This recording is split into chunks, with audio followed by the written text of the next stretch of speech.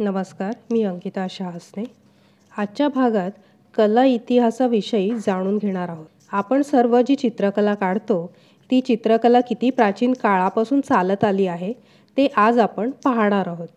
चला तर मग ही प्राचीन कला अनुभवूया. भारतातील अनेक भागांमध्ये गुफांमधून आपल्याला ही प्राचीन चित्र आढळून येतात. या भागात आपण या चित्रांबद्दल सविस्तर समजून घेणार आहोत. ही चित्र आपण पाहतोय ती फारच प्राचीन म्हणजेच 10,000 वर्ष जुनी आहेत. या चित्रांमधून आपण या काळातील जीवनशैली अनुभवू शकतो. हे आदमगड मध्य प्रदेश येथील चित्र आहे. हे चित्र भीमबेटका मध्य प्रदेश येथील गुफेतील आहे. भीमबेटका गुफा चित्र ही सगळ्यात प्रसिद्ध व उत्तमरित्या संरक्षित चित्र आहेत. म्हणून प्रामुख्याने आपण ही भीमबेटकातील चित्र समजणार आहोत. हे किवलाई तमिळनाडू येथील चित्र आहे. हे चित्र तमिळनाडू येथील सेट्टावराई येथील आहे. नेहनरूपट्टी तमिळनाडू येथील हे चित्र आहे. या कातळ चित्रांमध्ये फक्त मानवी आकृत्या आढळून आल्या. ही सौंदर्यपूर्ण चित्र रेखाटताना कोणते तंत्र व साधन वापरली गेली आहेत ते आता समजून घेऊयात. त्या चित्रकारांनी बोटांचा, पक्ष्यांच्या पिसांचा, प्राण्यांच्या केसांचा किंवा झाडाच्या फांद्यांचा वापर करून अतिशय रंजक चित्ररचना साकारली. त्या चित्रकारांनी प्राण्यांची चरबी, गोंद, खनिज यांना मिसळून रंग बनवले असावेत. भाजीपाल्यांपासून हिरवी छटा, खडक खनिज गेरूपासून लाल, तर पक्ष्यांच्या विष्ठेपासून पांढरा रंग बनवण्यासाठी वापर केला असावा. या चित्रांचे वैशिष्ट्य म्हणजे लाल आणि पांढऱ्या रंगातील चित्र प्रामुख्याने आढळतात. क्वचित पिवळा व हिरवा रंग आढळतो. काळा रंग हा कोळशापासून केला असावा. ही चित्र एकल रंगसंगती व द्विमितीय पद्धतीत साकारली आहेत. आता आपण या चित्रांतील आकृत्या व विषय समजण्याचा प्रयत्न करणार आहोत.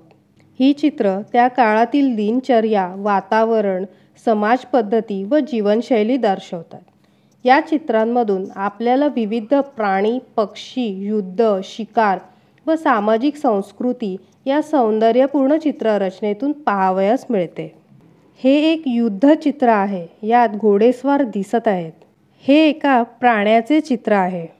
या चित्रात प्राण्यांचा कळप व त्याचा पाठलाग करणारे शिकारी दिसत आहेत. यात प्राणी व पक्षी रेखाटले आहेत. हे एक युद्ध चित्र आहे. या चित्रात प्राणी व पक्षी दिसत आहेत. या चित्रात एक वादक व काही नर्तक आहेत. आपण आधुनिक चित्रकार म्हणून या चित्रातून प्रेरणा घेऊ शकतो.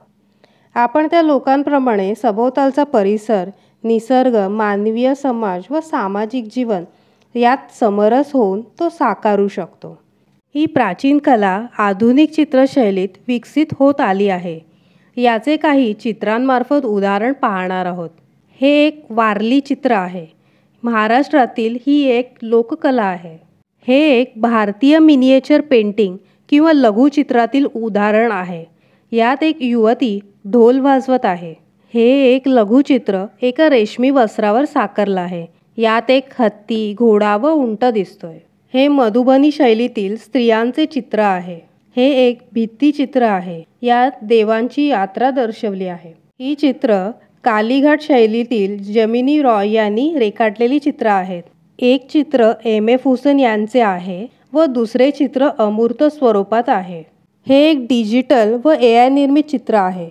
तुम्ही कोणत्याही शैली चित्र साकारत असाल, शिल्प, चित्र किंवा डिजिटल आर्ट असो.